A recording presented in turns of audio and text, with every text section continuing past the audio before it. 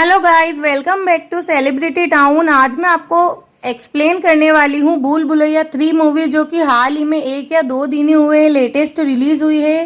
भूल भुलैया 3 मूवी में कार्तिक आर्यन, विद्या बालन, माधुरी दीक्षित और तृप्ति डिमरी, ये 4 ही मेन एक्टर्स है जो कि मेन लीड रोल में है। तो वीडियो स्टार्ट करने से पहले आप प्लीज वीडियो को लाइक कर दीजिए, चैनल को सब्सक्राइब कर दीजिए ताकि इसी तरह की वीडियोस आपको मिलती रहे। तो चलिए स्टार्ट करते हैं भूल भुलैया 3 का स्टोरी एक्सप्लेनेशन। मूवी की स्टार्टिंग में हमें बताए जाते हैं रूह बाबा, जिनका की रियल नेम रूहान होता है, जो कि अपने काम पे लगे हुए होते हैं। ना तो इनके अंदर कोई भूत आता है, ना ही कोई ये भूत से बात कर पाते हैं। सिर्फ भूतों के नाम पर लोगों को ठगता है ये, और इसका मानना होता है कि ना तो भूत आपके ऊपर केस कर सकते हैं, ना ही अपने लिए स्टैंड ले सकते हैं। और अभी भी ये एक फैमिली से ही बात कर रहा है कि आपका जो एनिवर्सरी का नेकलेस है वो पूरी तरह शापित है, तो आप ये रूह बाबा को दान कर दीजिए, मैं इसे शुद्ध कर कर दे दूंगा। और आप लोग तो जानते ही हैं कि इंडियन लोगों की क्या मेंटेलिटी होती है, भूत प्रेत काले साए इन सब में कितना ज्यादा बिलीव करते हैं। जो दान कर देंगे, चाहे वो कितना भी महंगा हो, उसे छोड़ देंगे, चाहे वो करोड़ों का नेकलेस ही हो या कुछ भी महंगी से महंगी चीज हो। जब भी भूत प्रेत का नाम आता है सीधे भागते हैं इसे ढोंगी बाबा के पास। अब हमें बताते हैं कि रूहान और उसके छोटे चेले को कोई बुलाता है, जिसकी की बेटी मर चुकी होती है और वो अपनी बेटी की आत्मा से बात करना चाहता है। फिर रूह बाबा उसका फोटो देखते हैं और फोटो देखते ही उन्हें शक होता है, और फोटो देखते ही रूह बाबा बोलते हैं, हाउ इतनी सुंदर भला किस तरह से मारी गई।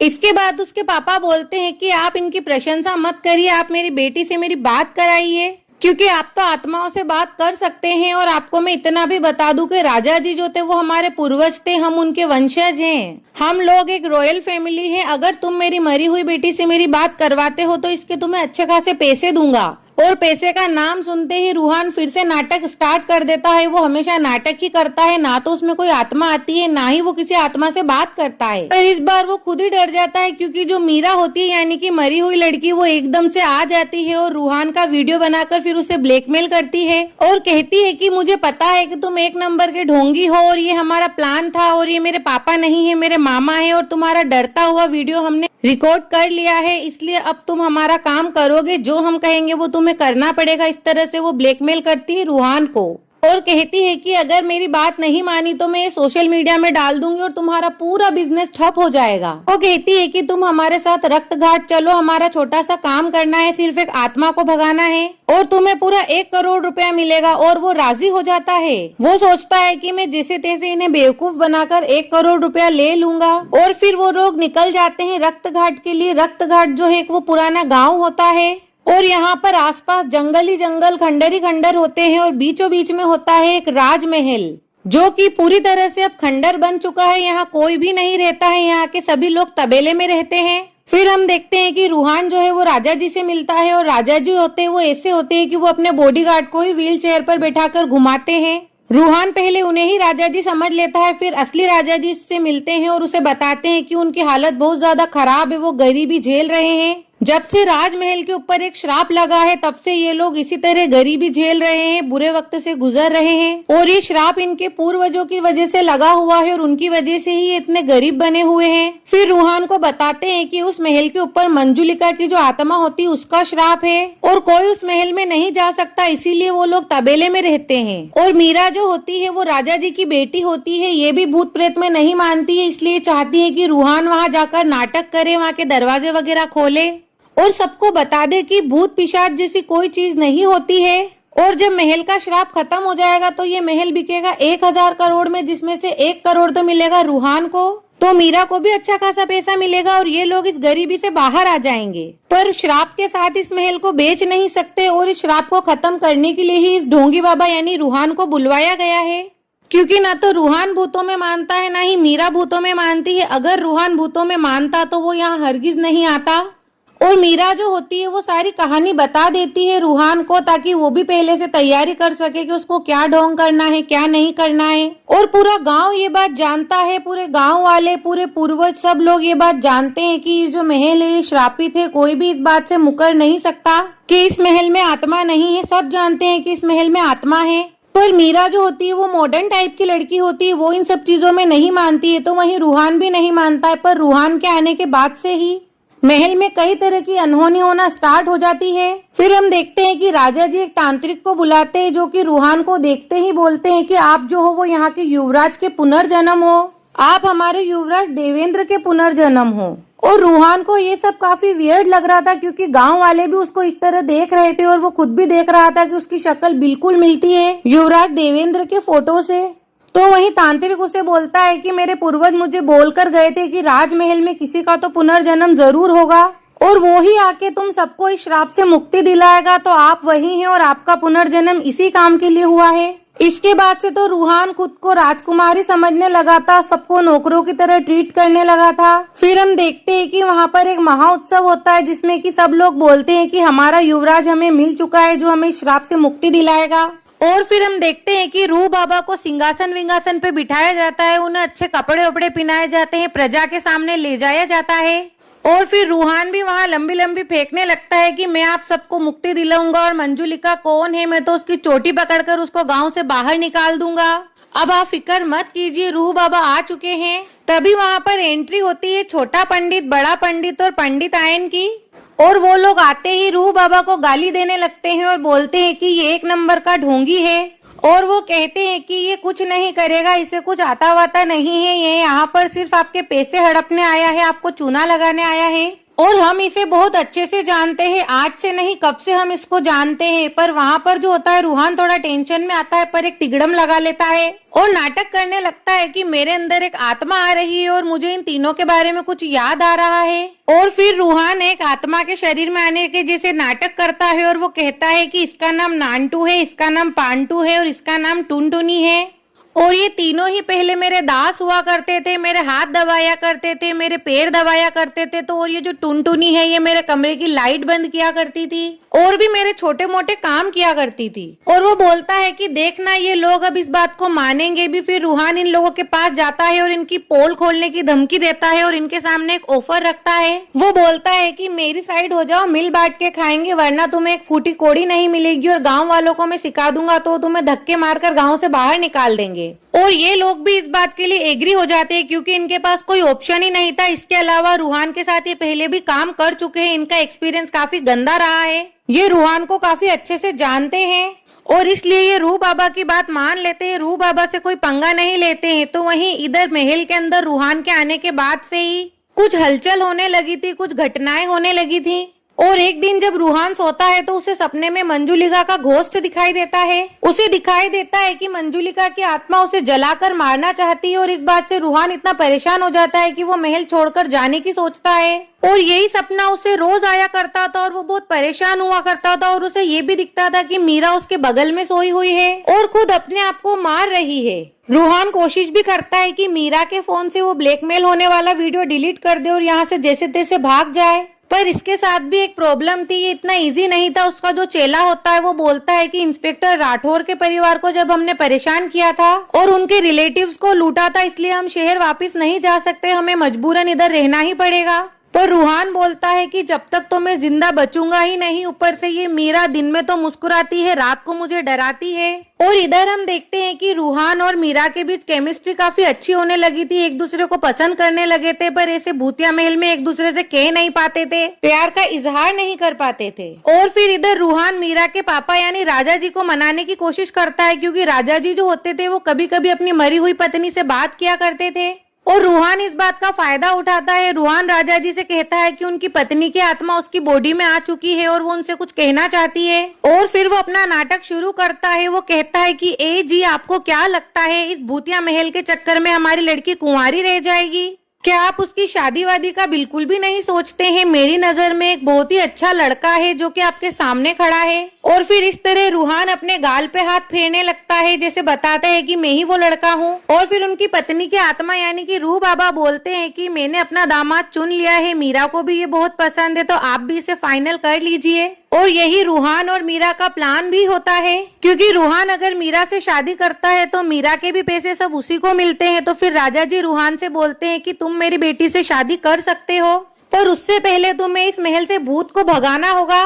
और वो भी दुर्गा अष्टमी से पहले पहले फिर मैं महल को बेच दूंगा। इसके बाद मीरा और रूहान बात करते हैं कि तुम वो दरवाजा खोल दो, उसमें कोई भूत वूत नहीं है। गांव वालों को यकीन हो जाएगा कि भूत भाग चुका है और फिर कोई अच्छा सा बायर आएगा जो इस महल को खरीद लेगा और तुम्हें भी तुम्हारा हिस्सा मिल जाएगा, मुझे भी मेरा हिस्सा मिल जाएगा। इस तरह से वे दोनों बात करते हैं और इस तरह उनका डिस्कस चल ही रहा होता है कि इतने में हम देखते हैं कि महल के अंदर एक अननोन लेडी आती है जिसका नाम मलिका होता है और वो खुद को आर्कोलॉजिस्ट बताती है और कहती है कि मैं पुराने महलों के ऊपर रिसर्च कर रही हूँ, इसलिए मुझे इंडियन रिसर्च सेंटर से भेजा गया है और मैं आपके महल पर भी रिसर्च करूंगी और जब तक मेरी रिसर्च कंप्लीट नहीं हो जाती मैं आपके यहीं रहूंगी। और राजा के परिवार वाले इस बात के लिए एग्री हो जाते हैं, यहाँ तक कि मीरा भी एग्री हो जाती है।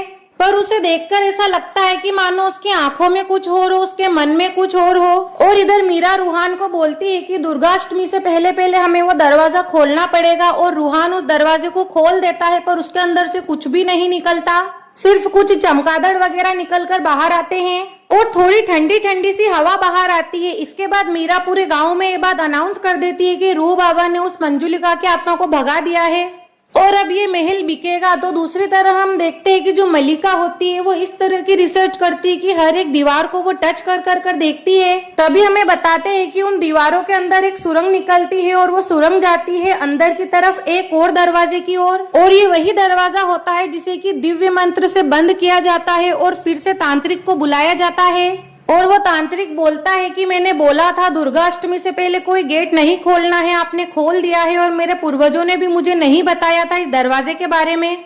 वो तांत्रिक कहता है कि मुझे ग्रंथों से पता करना होगा कि वो दरवाजा कौन से तय खाने का है और वहाँ पर किसकी रूह बंद है। और फिर हम देखते हैं कि रूहान जब फिर से सोता है तो उसे फट से वही सपना आता है जैसे कि उसे कोई मारना चाहता है। हर रोज यही सपना आता है कि एक दरवाजा खुलता है और उसमें से एक आत्मा आती है और उसे मारना चाहती है। और रूहान ने जो पहला दरवाजा खोला था उसके अंदर कोई मंजुलिका का घोस्ट नहीं था बल्कि वो ढोंगी पंडित आयन और उसका परिवार था, क्योंकि ये लोग नहीं चाहते थे कि रूहान यहाँ पर रहे। ये लोग चाहते थे कि रूहान यहाँ से चला जाए और ये लोग यहाँ पर 2 साल पहले भागकर आए थे किसी दूसरे गाँव से और जब ये उस गाँव से रात को कर आए थे उस वक्त ये इस महल के अंदर आ गए थे। उस वक्त इन्हें यही नहीं पता था कि ये महल श्रापित है और ये सीधे मंजुलिका के कमरे के बाहर ही आए थे और उस वक्त मंजुलिका का जो दरवाजा था वो पहले से ही खुला हुआ था और ये ताला या दरवाजा कोई रूहान ने नहीं तोड़ा है। ये कहते हैं कि ये ताला और दरवाजा तो पहले से ही खुला हुआ था जो कि पहले वाला दरवाजा है। और ये तीनों ही लोग इतने टाइम से मंजुलिका के कमरे में ही रह रहे थे जहाँ पर कि लोग घोस्ट मानते हैं, पर वहाँ पर कोई घोस्ट नहीं था। पर अब जो दूसरे दरवाजे का पता चला है, यानी कि जो कोई भी घोस्ट है, आत्मा है, वो इस दूसरे वाले दरवाजे के अंदर है। तो वहीं इधर हम मलिका को देखते हैं जो कि मंजुलिका के कमरे के आसपास ही घुमा करती है और कई बार वो रूहान और मीरा को डरा भी देती है। और ये दोनों भी मलिका को देख काफी घबराने लगे थे। मलिका को देखकर लगता था जैसे कि उसे मल्टीपल डिसऑर्डर है। कभी वो एकदम शांत रहती थी तो कभी एकदम चिल्लाने लगती थी, कभी हिंदी बोलने लग जाती थी तो कभी अचानक बंगाली बोलने लग जाती थी। तो वहीं इधर राजा जी हमें बताए जाते हैं जो कि इस गरीबी से काफी परेशान हो जाते हैं और वो रूहान से कहते हैं कि तुमने एक दरवाजा खोल थोड़ी बहुत प्रॉब्लम तो सोल्व कर दी है, अब तुम दूसरा दरवाजा भी खोल दो ताकि हम कोई अच्छा सा ब्रोकर देख के इस महल को बेच दे और हमें हमारा पैसा मिल जाए। पर तांत्रिक ने ये बात बोली होती है कि दुर्गाष्टमी से पहले कोई भी दरवाजा नहीं खोलना है, पर रूहान को क्या, उसे तो जल्दी जल्दी पैसा कमाना होता है ताकि अपनी बंदी मीरा का भी पैसा उससे मिल जाए और उसका भी मिल जाए।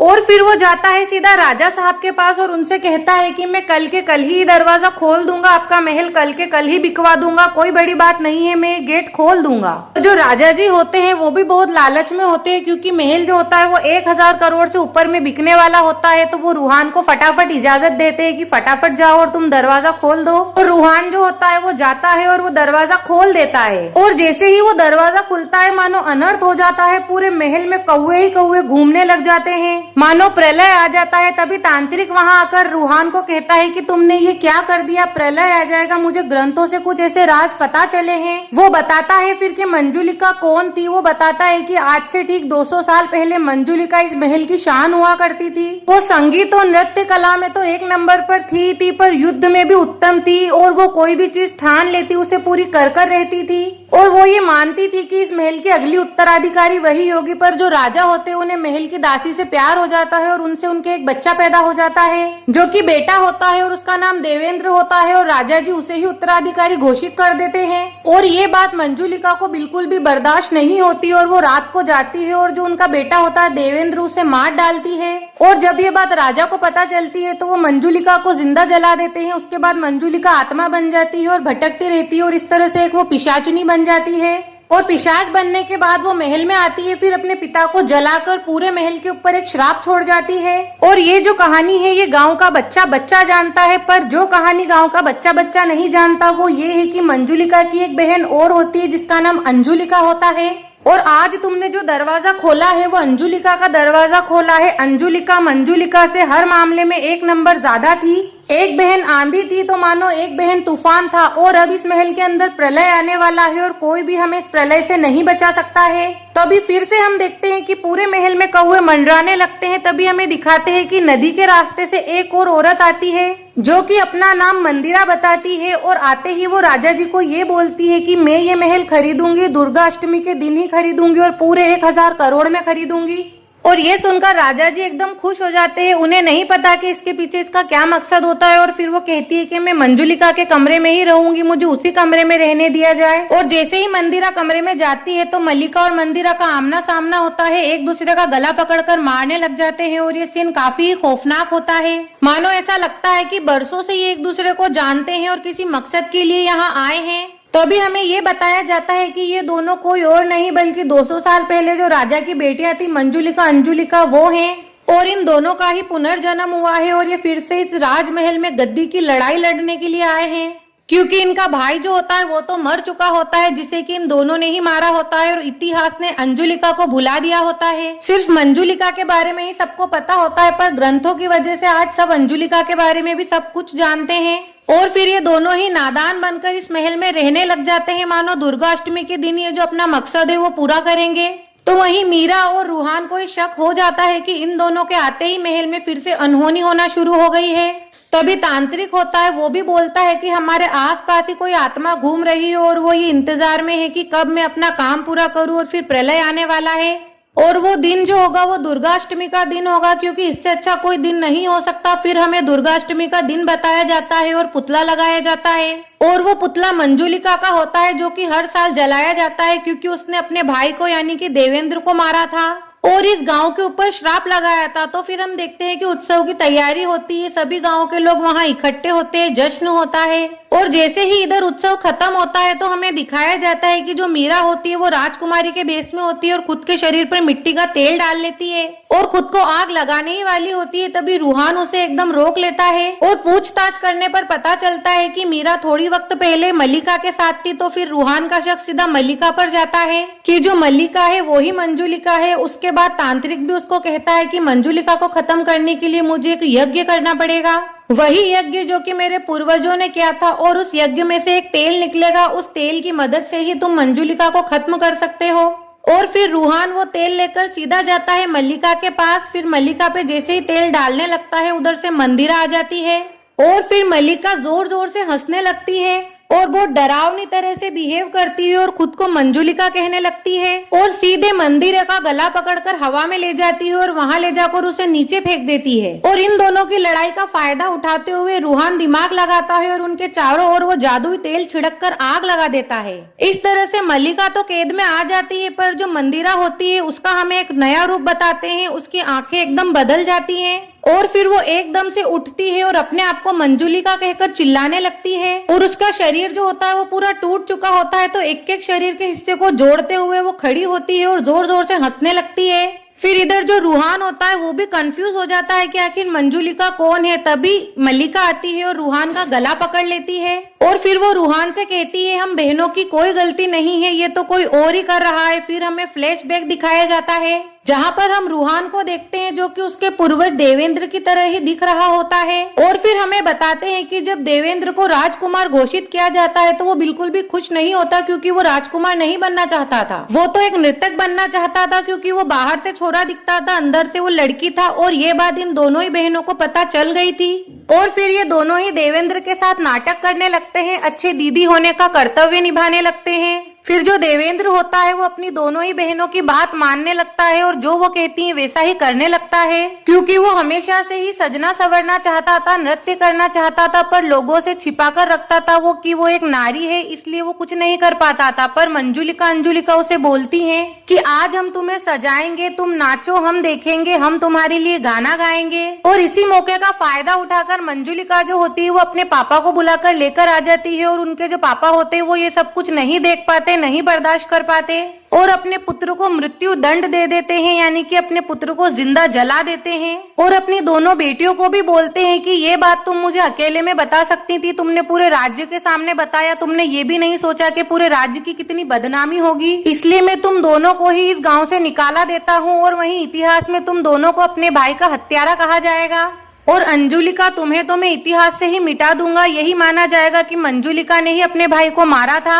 और ये सब कुछ उन दोनों बहनों के सामने अपने भाई देवेंद्र की आत्मा ने ही बोला था, और वो चाहता तो इन दोनों बहनों को खत्म कर सकता था और चाहता तो इन सभी को मिटा सकता था, पर इन दोनों ही बहनों का पुनर्जन्म हुआ है अपने भाई से माफी मांगने के लिए, और ये दोनों बहनें अपनी गलती मानती हैं। वो दोनों ही देवेंद्र यानी कि देवेंद्र के पुनर्जन्म रूहान से कहती है कि हमें बिल्कुल नहीं पता था कि बाबा तुम्हारे साथ ऐसा करेंगे, गद्दी के लालच में हमने ये सब किया, तुम तो खुद को भी सबके सामने ठीक तरह से नहीं रख पाते थे, जो तुम्हें पसंद था वो नहीं पहन पाते थे, फिर जब तुम मर गए तो उसके बाद भी तुम्हें कैद कर लिया गया, हम तो दीदी कहने के भी लायक नहीं है। फिर हमें बताया जाता है कि ये जो सब कुछ कर रहा था वो देवेंद्र की आत्मा कर रही थी, यानी कि देवेंद्र की जो आत्मा होती है वो ही मंजुलिका अंजुलिका यानी कि मंदिरा और मल्लिका की बॉडी में एंटर करती थी और उनसे ये सब कुछ करवाती थी। और इन दोनों ही बहनों का पुनर्जन्म हुआ है और देवेंद्र इन्हें ये सब कुछ याद दिलाने के लिए ही यहाँ तक लेकर आया है, इन्हें इस मोड़ पर लेकर आया है।